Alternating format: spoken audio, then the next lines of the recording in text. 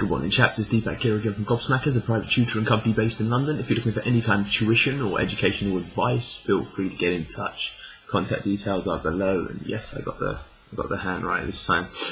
Anyway, hey, today I want to talk about setting expectations.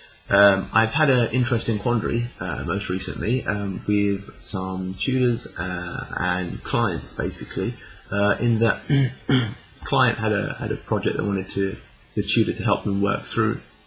Tutor looked at the work and said, okay, this is perhaps a 6-hour job, and it turned out that it was a 12-hour job.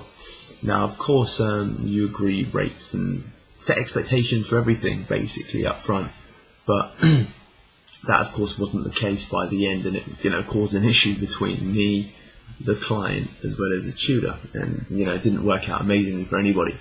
I guess the really important learning here, and it really applies to education, is whenever you think your exams are coming up, whenever you have a coursework, essay, assignment, exam deadline of any kind, build in a fail-safe.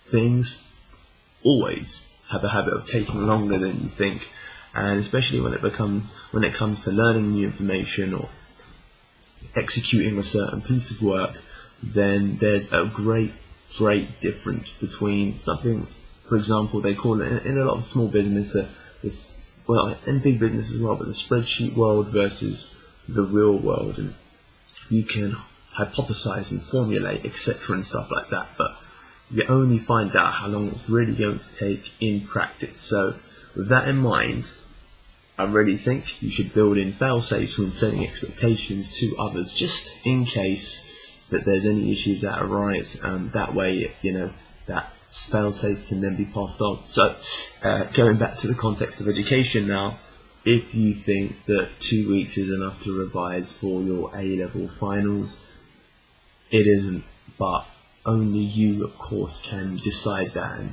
do a little bit of revision, test the water, so to speak, and you'll quickly come to understand perhaps how much work there is to do, and then you can build in an extra 30% of time, a margin, just to give you that buffer. So with everything you do, build in a fail-safe. Set low expectations and then over-deliver.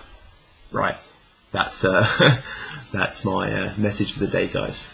See ya.